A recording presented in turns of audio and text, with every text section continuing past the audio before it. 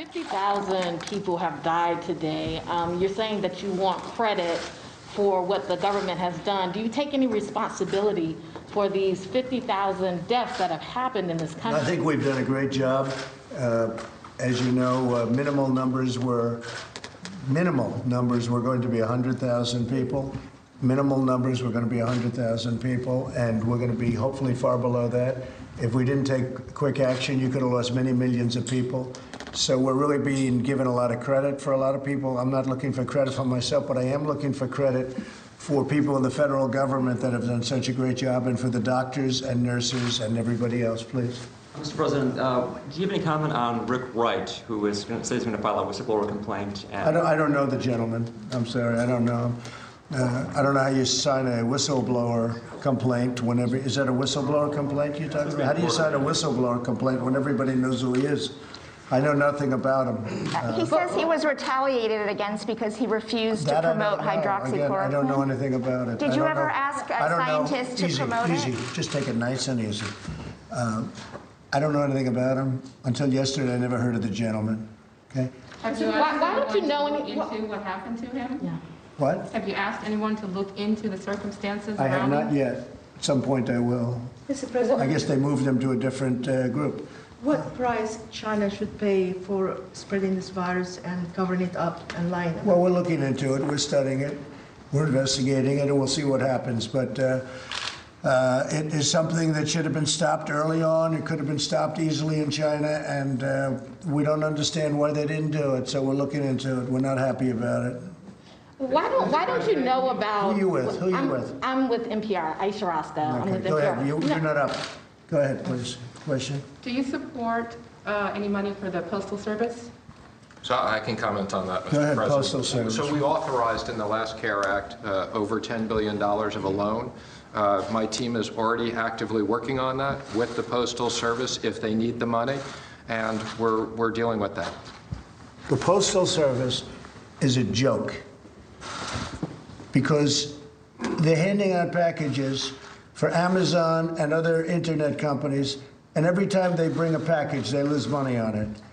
So Amazon and other internet companies and delivery companies are dropping all of their, not all of them, but a big portion of packages and whatever else they're doing into a post office, and the post office is supposed to deliver the packages, and they lose a lot of money.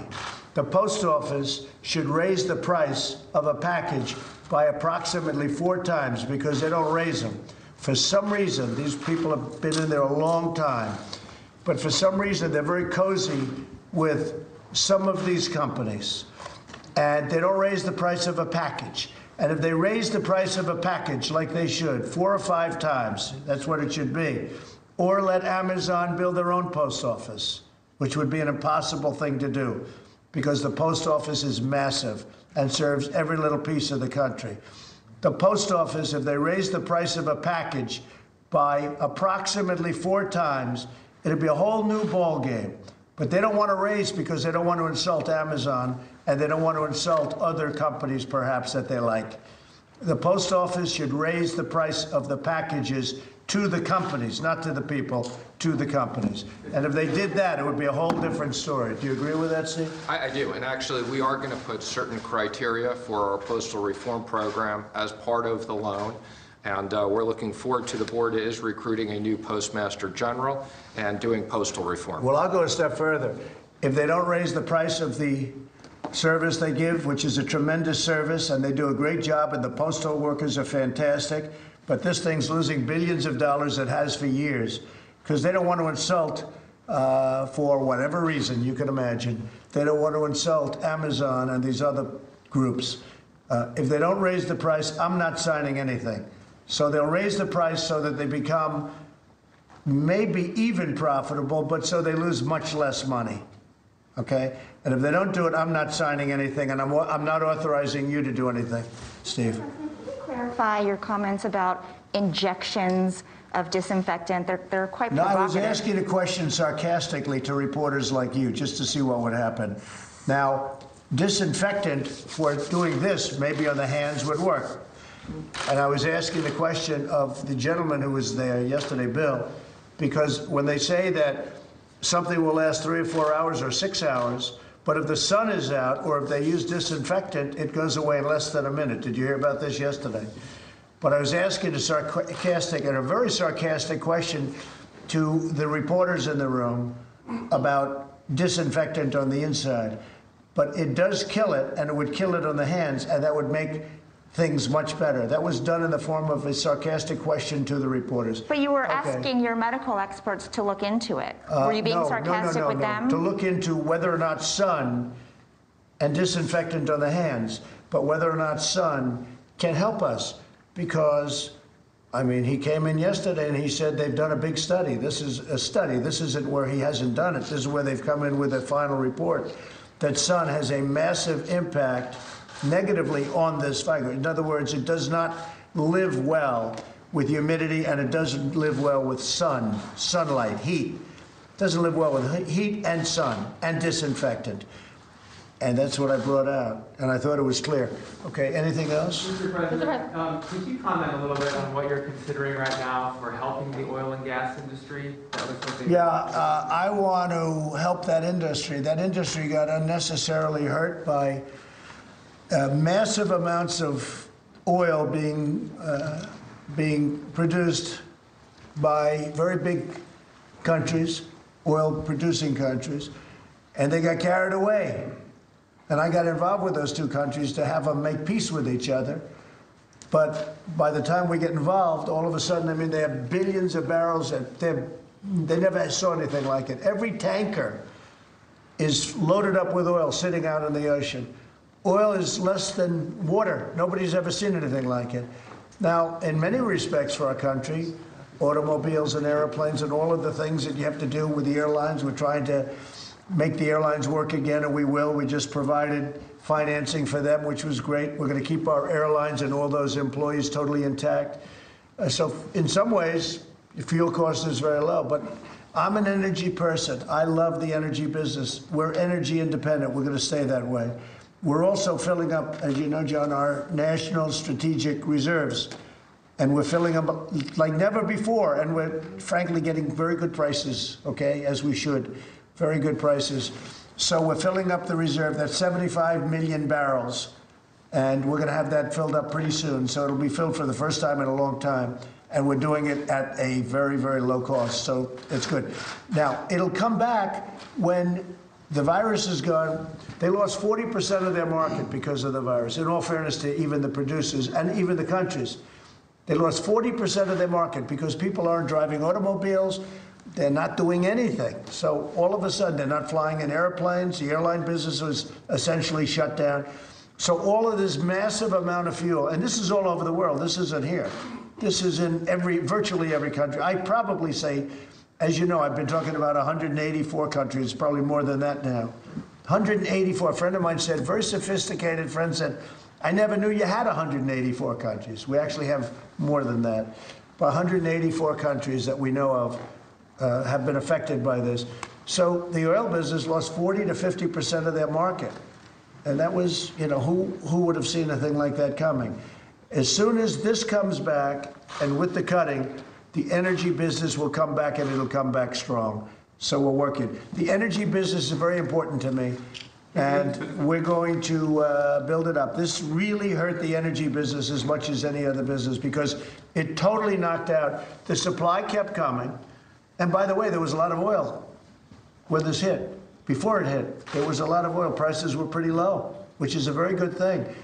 But then we got hit by this, and it was devastating to the energy business all over the world. So we will be able to, once this straightens out, and once you get some demand, and then you're going to reduce the supply a little bit, it'll equalize, and it's going to be great again. We will make the energy business great again. Mr. President, and we want to remain independent. We're independent now. We're totally independent on energy. We want to keep it that way. Go ahead. Secretary Mnuchin perhaps clarify whether the government is considering taking stakes in energy companies. equity stake? Well, the President has asked me to work with the Secretary of Energy, and we're looking at a whole bunch of alternatives. It would be premature for me to comment on any one of them, but the President has asked us to look at the range of alternatives. Is that one of the alternatives? Again, you can assume that's one of the alternatives, but there's many of them. Well, one of the alternatives we can think about, Steve, and just in sitting here watching, we could buy, the United States is the largest user of oil. We could buy oil at a great price into the future. That gives them the infusion they need, and we have oil at a great price into the future. So that's something I'd like you to think about. It is, Mr. President, as you've suggested. Yeah, likewise, I told Steve, we're the biggest user of the airlines, the United States government. And one of the ways we can help the airlines is buy tickets at a very large discount, maybe 50% off or maybe more. And you buy into 4 or 5 years worth of tickets, and you infuse them with some cash. And in the meantime, we're flying the people of our country for, a fraction of the cost that it would be if when the airlines get back. They will get back. But so we're thinking in terms of, as additional, because the airlines are all set right now. But as an additional incentive where we buy tickets in advance at a very big discount, which I've liked really from the beginning. And we're not up there. Look, the fact is the airlines are going to be fine the way it is now, but I like that as an additional help for the airlines. I like it both ways. I like it for us to. We're the largest user of the airlines. So you buy tickets. I don't know. This sounds good, right? If we get a good discount. Wyoming appreciates what you're doing for the energy industry as well. well. Wyoming is great. They're great. And they're lucky to have you. Energy, sir, sorry to yes, interrupt, please, but first I want to thank you and your administration. Your involvement on the OPEC deal was incredible, vital. It wouldn't have happened without what you did. Your whole team has been very focused on energy. I do think one issue that a number of us are starting to have concerns about is there are big American financial institutions that the federal government has helped many times. They're going to do well with regard to facilitating some of the CARES Act stuff. They're starting to discriminate against American energy companies, discriminate against investment in my state, in Alaska, and I think it's going to be really important. These big Wall Street banks that want the federal government to help support them, and then they discriminate against a critical sector of the U.S. economy. By the way, the sector in the 2008-2009 recession that really drove us out of our recession. I don't think they should be allowed to do that, sir, and I know you have concerns about it. I like the idea of looking into that. You're right. That got where they were pushed by the radical left. And so they're afraid of the radical left. Shouldn't be afraid of the radical left. Very nice people, AOC +3, and all of her friends. But you shouldn't be afraid of them. You should reason with them, and if they don't reason, you do what's right. You cannot be discriminating against these great energy companies. And there is. I've heard that from them, that it's very hard. One of the banks, I think they said, we want to be out of energy by 2050. That's a long time. But they want to be out of energy. What's that all about? They want to be out of energy. So, we're blessed in this country because we're sitting on top of tremendous wealth. Very few countries have that kind of wealth. We're bigger than Saudi Arabia. We're bigger than Russia. We're bigger than any other country in terms of our energy. And a lot of things like the Paris Accord. The Paris Accord basically took your wealth away. It didn't give you the advantage. And I said, I won't sign it because it took the wealth of this country away because they didn't want us to use our energy. They didn't want us to use our great asset. We have tremendous wealth. One of the interesting things, if you look at Iran and you look at Saudi Arabia and you look at the big, vast waterways that we patrol, years and years and years gratis for nothing, so that other people got rich, so that we could get oil out of there. But so that other people got rich. We never got anything. Now we get things for it. But we don't have ships very much in there anymore.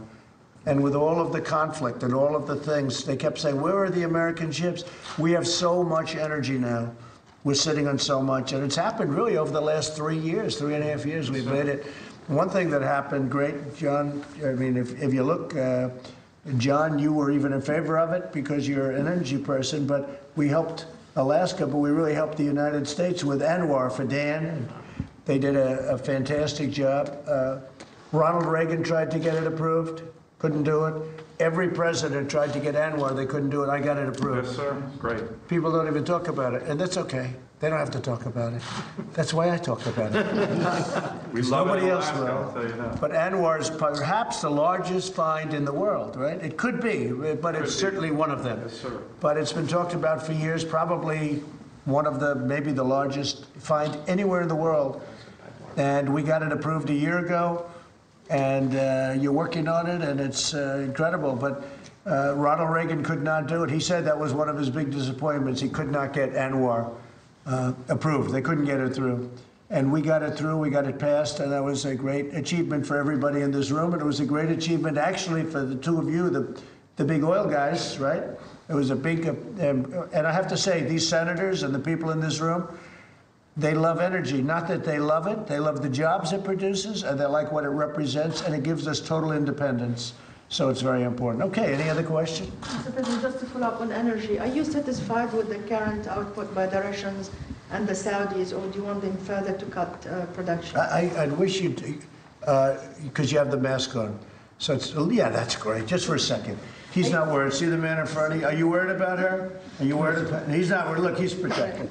Are you satisfied with the current cut from the Saudis and the Russians, or do you want them to further cut the production? Well, it could be that they further cut. I think it's going to be natural, though, really, isn't it? It's going to be natural at this point. So I think I got them to cut maybe, what would you say? I would say, well, they say 10. They say 10 million, but I think it's 15 million barrels. I even heard 20 million, but you know, it's going to be natural. And in all fairness, Texas and Oklahoma, and if you go to North Dakota and all of our places, it's going to be natural. Canada's cutting. They've got to cut. Right now, I mean, they've got to cut. And it's you know, supply and demand is a beautiful thing.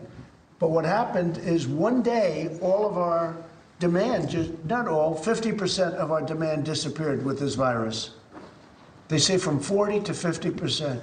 So you're producing and it's going good, price is good good enough for the companies and really good for the countries. It was really good, and the consumer. And then one day, in one day, it stopped. So it's, you know, I guess you could always say it's somebody's fault, but it happened. Something happened that nobody thought would ever happen. Okay, yes. A couple more on hydroxychloroquine. Have you or Secretary Azar pressured or asked scientists in the administration to promote it? And well, I never spoke to a scientist, but I will tell you this. I did speak with the president of Honduras just a little while ago, and I didn't bring it up. He brought it up. He said they used the hydroxychloroquine. Then he said the results are so incredible with hydroxychloroquine. This happened an hour ago. I just spoke to him, president of Honduras, and he said, and I guess we made some available to them or whatever. He was thanking me, and I said, how has the result been? He said, it's been incredible. Now, I don't know. He's not a doctor, I don't think, but he thanked me, and he said the results have been very good. So you hear it both ways. I've seen all negative, other than the other day. I saw some study which wasn't good, but I saw very positive coming out of France and coming out of a lot. But here's the president of Honduras saying how good it was. I mean, I didn't even bring up the subject. He brought it up. So the study has to be there. Look, I'm not a doctor. The study has to be done, and maybe it's help. If it helps, it's great. If it doesn't help, don't do it. It does work with, as you know, malaria, lupus, etc., and it's a very powerful drug. And I would say this, if it works, I think everybody would be in favor of it. But check with him, call him. The president of Honduras, a really nice guy. I just left him, just on the phone. You know what he needed? Ventilators. Mm-hmm. He said, can you give? I said, we can help you, because we're going to have 110,000 made in a very short period of time, and they've been making them by the thousands. Mike Pence went out to a factory in Wisconsin just the other day, 3 days ago, and he came back. He could not believe how incredible the factory was. They're making thousands of ventilators every couple of months, thousands. And countries are calling us now. France, Italy, we're sending to Italy, France, Spain. We are making thousands and thousands of very high-grade ventilators. There's a big difference between high-grade and not high-grade. when it comes to what those do. And we're sending them to countries as they call, as they need them. We're sending them all over the world. And when we ask the governors, do you need ventilators? The answer is no.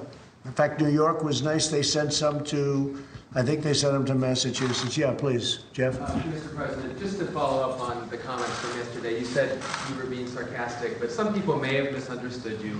Do you want to just clarify? Well, I wish they wouldn't. I wish they would. Well, I think I did, but I wish they wouldn't. But I do think this. Yeah, I do think the disinfectant on the hands could have a very good effect. Now, Bill is going back to check that in the laboratory. You know, it's an amazing laboratory, by the way. It's amazing, the work they do.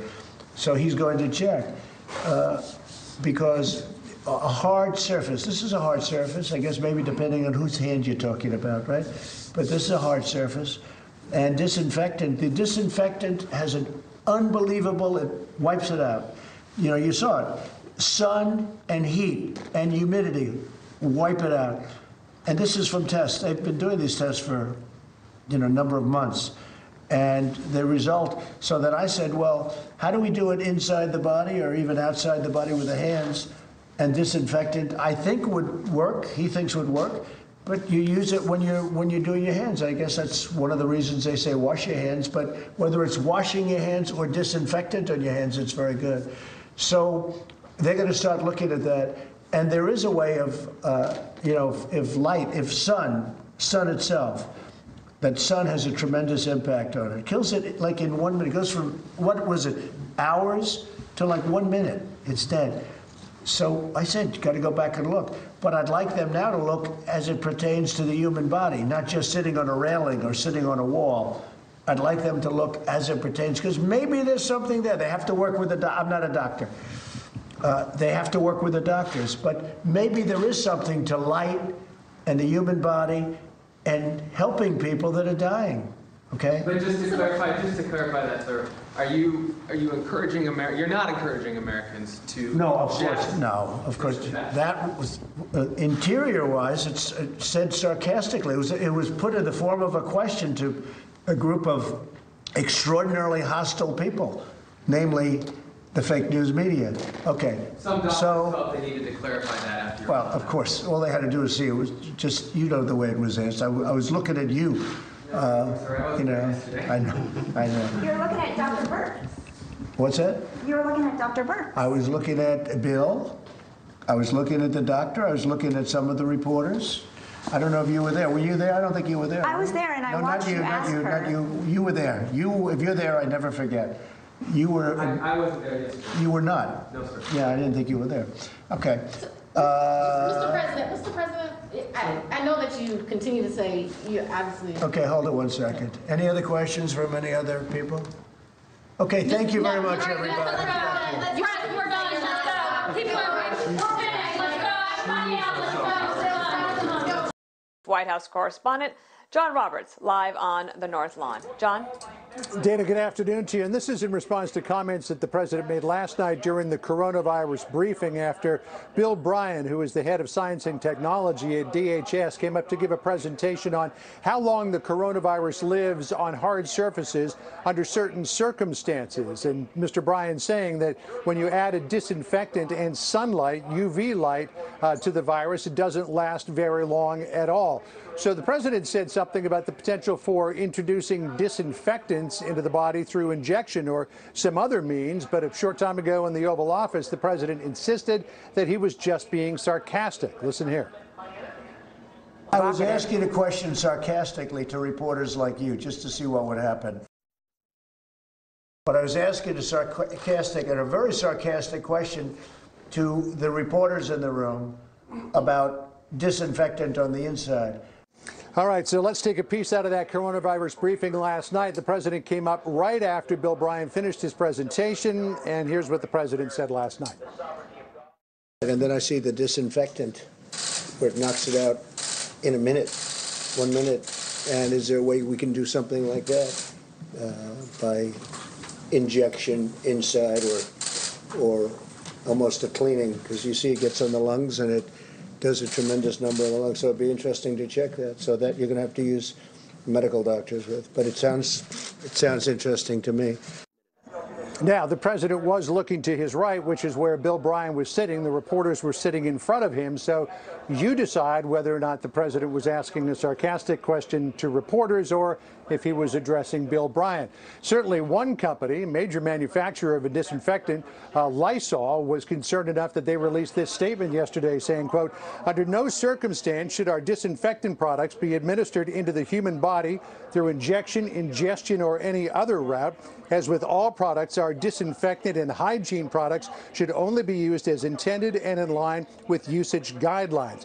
Now, the president is right about something else he talked about, and that is the potential for introducing ultraviolet light into the body. In fact, in just the last few days, a company called A2 Bioscience, in conjunction with Cedars-Sinai Hospital, has unveiled a new device that works in conjunction with a ventilator tube. Basically, it puts an LED UV light down through your mouth, your throat, and into the trachea, where the principle is that the ultraviolet light will shine as the air is being pumped into the lungs and will help to destroy coronavirus and other bacteria. It's not in wide use again. It's brand new, but on that front, the president was right. Dana? Yeah, and we're all trying to figure out, we're hoping that there will be some treatments and cures, and obviously nobody should be ingesting products like Lysol, as Lysol said, but the idea that there could be other therapies coming forward, that is good news indeed. John Roberts, thank you. Thank you very much. Brian. Mr. Brian. Thank you very much. So I asked Bill a question that probably some of you are thinking of if you're totally into that world, which I find to be very interesting. So supposing we hit the body with a tremendous, whether it's ultraviolet or just very powerful light, and I think you said that hasn't been checked, but you're going to test it. And then I said, supposing you brought the light inside the body, which you can do either through the skin or in some other way. And I think you said you're going to test that too. Sounds interesting. Right, and then I see the disinfectant where it knocks it out in a minute, 1 minute. And is there a way we can do something like that by injection inside or almost a cleaning? Because you see it gets on the lungs and it does a tremendous number on the lungs. So it'd be interesting to check that. So that you're going to have to use medical doctors with. But it sounds interesting to me. So we'll see, but the whole concept of the light, the way it kills it in 1 minute, that's pretty powerful. The president mentioned the idea of cleaners, like bleach and isopropyl alcohol you mentioned. There's no scenario that could be injected into a person, is there? I mean, No, I'm here to talk about the findings that we had in the study. We don't do that within that lab, our lab. So Are we simplifying through injection? We're talking about almost a cleaning and sterilization of an area. Right. Maybe it works, maybe it doesn't work, but it certainly has a big effect if it's on a stationary object. Okay. So are we simplifying too much by saying that it'd be better with the warmer weather and the sun coming out more and more, that people would be outside than staying inside their home, confined to the four walls of their house? it would be irresponsible for us to say that we feel that the summer is just going to totally kill the virus and that if it's a free-for-all and that people ignore those guides. That is not the case. We have an opportunity, though, to get ahead with what we know now and factor that into the decision makings for what opens and what doesn't. But are you saying on surfaces, the heat, the hot summer, and whatever other conditions, humidity and lack of humidity, that would have an impact? So that on surfaces where it can be picked up, it will die fairly quickly in the summer, whereas in the winter it wouldn't die so quickly. Yes, Mr. President. When it's exposed to UV rays, take a playground equipment, for example. The UV rays hitting a piece of playground equipment will kill the virus when it hits on the playground equipment. But underneath, where the sun does not get, if someone touched that and had it on their hands, it could still be there, right? It has to be in direct light of the UV rays. With the sun, if it's on somebody's hands, right, and they haven't touched their face and all of the things. And it's exposed to the sun. I know, but if they're outside, right, and their hands are exposed to the sun, will that kill it as though it were on a piece of metal or something else? I don't want to say it will at the same rate because it's a non-porous surface, but what we do know is that we looked at the worst case scenario and the virus lives longer on non-porous surfaces. So porous surfaces, it doesn't live quite as long. So in theory, what you said is correct. This is sort of simmering on for us, right? This, right? Yes, Mr. President. I'm just hearing this, not really for the first time. I mean, there's been a rumor that, you know, a very nice rumor that you go outside in the sun or you have heat and it does have an effect on other viruses. But now we get it from one of the great laboratories of the world, I have to say. It covers a lot more territory than just this. This is probably an easy thing, relatively speaking, for you. I would like you to speak to the medical doctors to see if there's any way that you can apply light and heat to cure. You know, if you could. And maybe you can, maybe you can't. Again, I say maybe you can, maybe you can't. I'm not a doctor. But I'm like a person that has a good, you know what. But sir, you're the president. Deborah, have you ever heard of that? The heat and the light relative to certain viruses, yes, but relative to this virus? Not as a treatment. I mean, certainly fever Yeah. is a good thing. When you have a fever, it helps your body respond. But not as, I've not seen heat or light. I think it's a great thing to look at. I mean, you know, okay. Respectfully, sir, you're the president, and people tuning into these briefings, they want to get information and guidance and want to know what to do. They're not looking for rumors. Phil, I'm the president, and you're fake news. And you know what I'll say to you? I'll say very nicely, I know you well. I know you well, because I know the guy. I see what he writes. He's a total faker. So are you ready? Are you ready? Are you ready? It's just a suggestion from a brilliant lab by a very, very smart, perhaps brilliant man. He's talking about sun, he's talking about heat, and you see the numbers. So that's it. That's all I have. I'm just here to present talent. I'm here to present ideas, because we want ideas to get rid of this thing. And if heat is good, and if sunlight is good, that's a great thing as far as I'm concerned. Go ahead.